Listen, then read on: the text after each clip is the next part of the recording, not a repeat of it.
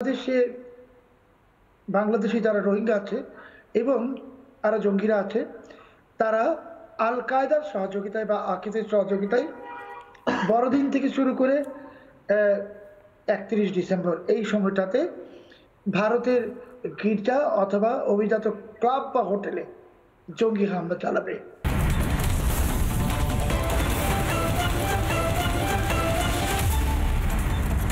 যারা এই মুহূর্তে রয়েছেন আমার সঙ্গে, দুজনেই বাংলাদেশ থেকে এই মুহূর্তে রয়েছেন। নরেন্দ্রনাথ মজুমদার এই মুহূর্তে রয়েছেন সাধারণ সম্পাদক, বিবেকানন্দ গবেষণা কেন্দ্র বাংলাদেশ, এবং সালাউদ্দিন শোয়েব চৌধুরী সম্পাদক ব্লিটস এই মুহূর্তে রয়েছেন। আমি নরেন্দ্রনাথ মজুমদার বাবু আপনার কাছে যেতে চাই।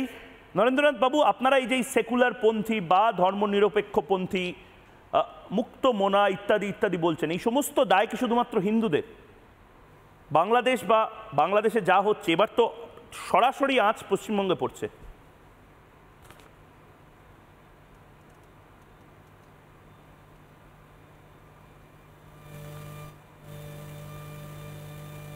নরেন্দ্রনাথ বাবু বলুন।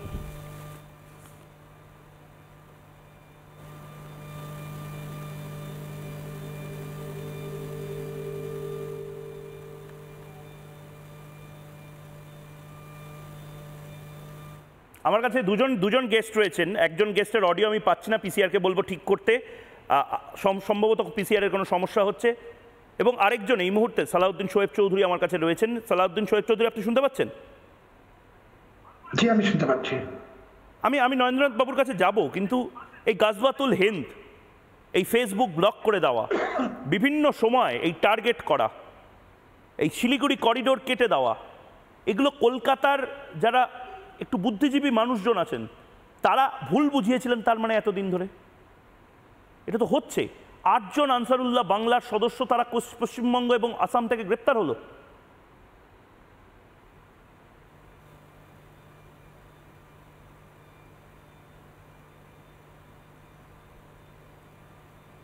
শোয়েব চৌধুরী, হ্যাঁ, কথা শোনা যাচ্ছে? হ্যাঁ, বলুন বলুন।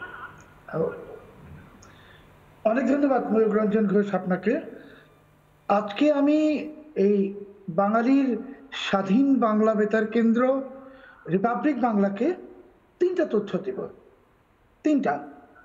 প্রথম হলো, আনসারুল্লাহ বাংলা টিমের মৃত্যুদণ্ডপ্রাপ্ত জঙ্গি জিকরুল্লাহ, তাকে জসিমউদ্দিন রহমানি এবং ইউনুসের একজন প্রভাবশালী উপদেষ্টা, তারা মিলে এই বড়দিনের আগেই তাকে মুক্ত করছেন। এবং তাকে মুক্ত করার জন্য তার নামের পেছনে মৃত্যুদণ্ডাদেশপ্রাপ্ত জঙ্গি ছিল, এটাকে বাদ দিয়ে শুধু মৃত্যুদণ্ডাদেশপ্রাপ্ত লিখে তাকে বের করা হচ্ছে। এটা হলো প্রথম তথ্য। দ্বিতীয় তথ্য হলো যে রোহিঙ্গা ক্যাম্পের ভেতরে আরসা এবং আরএসও এরা ঢুকেছে, এবং আরসা আরএসও হলো এই আল কায়দা বা আকিদের সঙ্গে সংযুক্ত। এদের হাতে আধুনিক অস্ত্র আসছে এবং বিস্ফোরক আসছে, এবং এরা যে কোনো সময় আরাকান আর্মির উপর হামলা করবে। আর তৃতীয় তথ্যটা হলো যে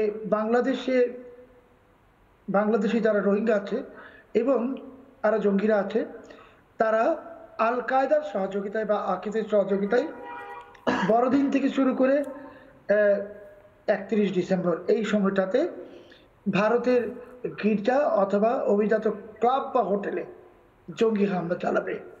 এই তথ্যটা এক্সক্লুসিভ, আমি রিপাবলিক বাংলার মাধ্যমে দিচ্ছি দায়িত্ব নিয়ে। এবং যে এবিটি আনসারুল্লাহ বাংলা টিমের যে ভয়ঙ্কর জঙ্গি জিকরুল্লাহ, সে আগামী 2 থেকে 3 দিনের মধ্যেই মুক্তি পাবে।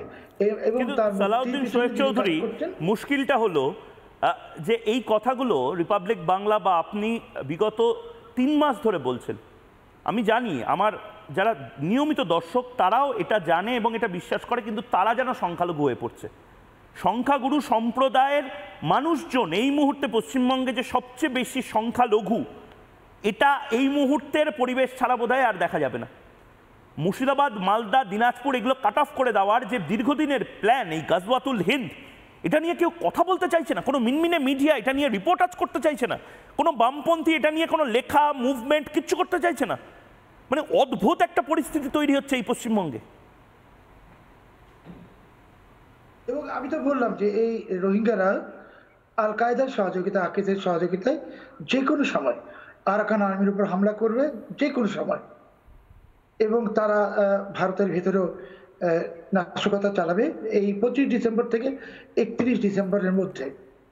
এবং এই গোটা পরিকল্পনাটাকে সরাসরি তত্ত্বাবধান করছে জসিমউদ্দিন রহমানি এবং ইউনূসের একজন উপদেষ্টা, যে বাঙালি নয়, সে রোহিঙ্গা। কাজেই আমরা বলতে পারি যে ইউনূস নিজে এই আল কায়দার যে সম্ভাব্য অভিযান প্রস্তুতি, আরাকান আর্মির উপর হামলা এবং ভারতের ভিতর সন্ত্রাসী হামলা, এটাকে ইউনূস জানে এবং ইউনূসের সমর্থন নিয়ে এটা করা হচ্ছে। ঠিক নানা ধরনের কন্টেন্ট দেখার জন্য লাইক করুন, শেয়ার করুন আমাদের ফেসবুক পেজ, সাবস্ক্রাইব করুন আমাদের ইউটিউব চ্যানেল। পাশাপাশি অন্যান্য ব্রেকিং নিউজের জন্য অবশ্যই চোখ রাখুন রিপাবলিক বাংলায়।